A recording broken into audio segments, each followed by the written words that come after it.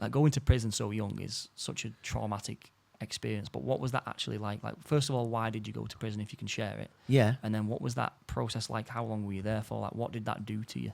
So when we was younger, like I was saying before, there was no like access to the internet. There was no clubs available for us and things like that. We were just a group of lads on the streets with no positive male role models and things like that. So we was looking up to like the elders on the estate and like going out, getting drunk on the weekend and getting into fights with other people from other areas and things like that. That was the thing. That was like the trend. You go out at the weekend, you and your mates, you put to, get as much beer and weed and whatever else you can get for the little money that you've got, spend it, get off your head till all hours of the morning and go for walks. And when you're exploring, going on mooches and things like that, like doing whatever you was doing, you're bumping into other groups of lads and you're getting into altercations, fighting. Nothing really like super serious. Every now and again you see someone get really hurt, but most of the time it was just swinging handbags in the street, you know what I mean? Everybody drunk.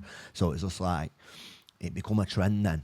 And obviously when I was younger, like, I just thought it was like, you could have taught me into doing absolutely anything when I was younger. I was just wanted to fit in so badly because I didn't have anywhere. Like when my home broke down, for the next few years, I just really, really wanted to fit in. And to be honest, it probably dragged out into my 20s. Like, just always wanting validation from external sources instead of looking within. So it was getting a habit of going around fighting, like punching people, things like that.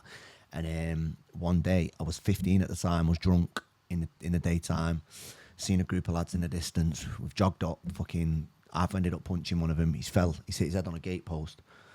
He's broke his eye socket and he had like 16 stitches or something in his forehead, I think it was. And I got arrested from that. He knew who I was, so it wasn't like, you know. And when I was younger, I was very distinctive, big set of glasses on me. I just looked like a little nerd. So it's like, it was definitely. Don't feel like a nerd.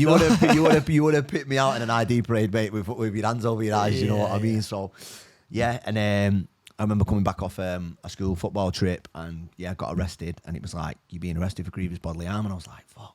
Never really been. I've been arrested for like shoplifting, little shitty things like that, but it was never anything as serious as this.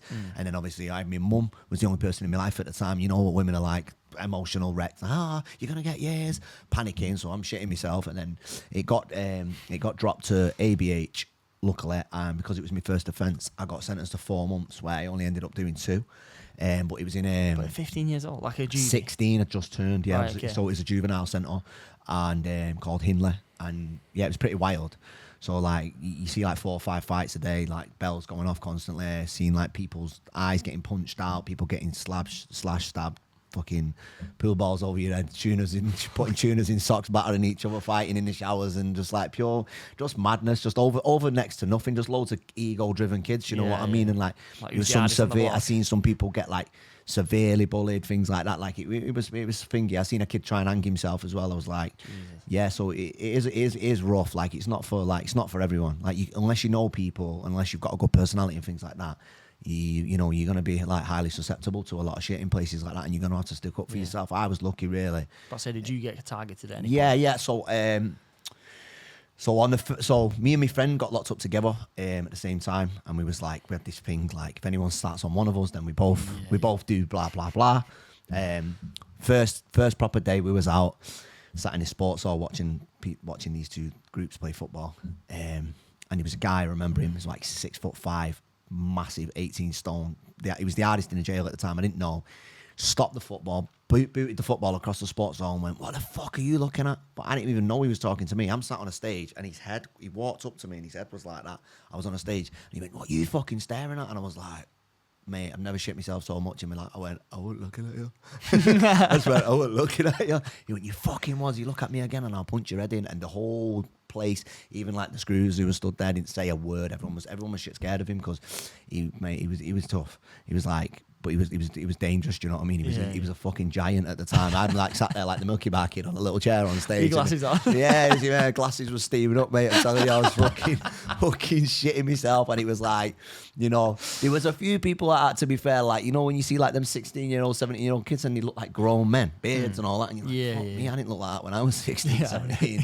You know what I mean? It was just like, it was a mad experience. But then like coming home, obviously, you go on like it was nothing. Yeah, it was a minor and it was blah blah blah. But it's boring as fuck. You just sat in a cell most of the day doing absolutely nothing, just doodling on a pad, watching shitty fucking bargain hunt and You know, it's poor, smoking fucking roll-ups and eating shit food. It's no place to be, especially for a young kid who's active. And I was always academically sound, so I was like, my mind was going a million miles an hour. So that's what I was trying to do my GCSEs when I was inside, but trying to fucking hell, I stood out enough anyway by the way that I look. So imagine me like doing separate work to everybody else in the classroom and like that, and they're like, why is he doing that? Why does he get to do all that? Because I'm like having to have my own space in art to do my own little things, like.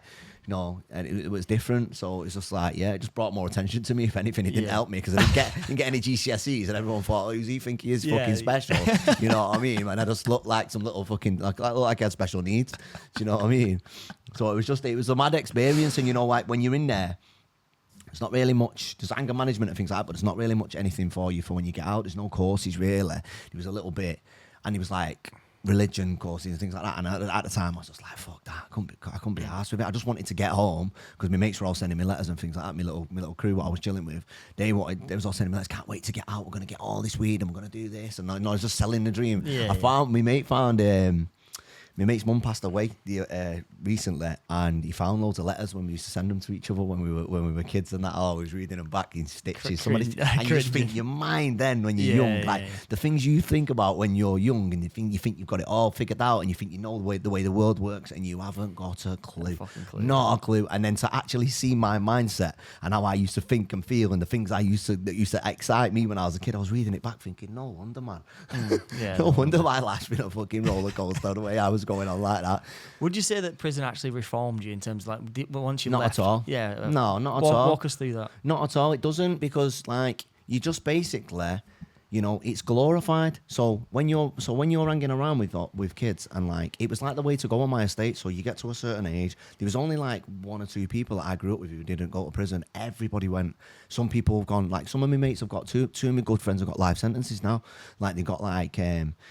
So, and I know people who got like 10 years, like done this, like there's loads, like the amount of years that just go through one little area on a council estate. It's mad. It's like just part and parcel of just growing up on the estate, and there's more chances of you going to jail than going to university. Do you know what I mean? So it's just like, it was bound to happen. I just never thought it was going to be me. I didn't even fathom it. I used to look at people going to jail, and I used to wonder what it was like. And obviously you're watching films and that when you're younger, and you think, fucking hell, I know, you know, you just know when you're not built for it, you know? Yeah. So when I got out, it was like, like everybody wanted to know what it was like. It was like, so my school let me back for the last couple of months, which was mad. Really? Yeah. And it was just like going from that environment straight back into school. It was just completely different, and everyone just wanted to know what it was like, just getting mithered all the time. But it was like almost glorified. You had a story then. You had some, you know, if you're a quiet kid and you've just been in the wings and no one really pays you any attention, and you know what I mean, it's like this little story that you went jail for punching someone and this and that. Like you had a bit of a fucking, you know, street cred. Yeah, and it was pathetic, but like it was something that I would rather have, you know, bigged up and been proud of than been ashamed of at the time. It was something that was like, it was part of my little story then. I had a little fucking, it was like, oh, do you know Peter went jail? Like, you know, it was like a thing. And then I was like, I was more related to the older kids who I was looking up to because they'd already been there, and they was coming over to me like, yeah, you went there, didn't you, and this and that, and it was making me feel accepted, you know what I mean, because I'd actually been to jail, and it was it's a sad way of life really at the time. But I don't think it reforms, you know, depending on your surroundings. It would do for somebody our age, like if you got involved in a fucking road traffic accident and something happened and you had to go and do a bit of time for something or whatever, or you know, if you was involved in an accident and it was your fault or something like that, and you had to do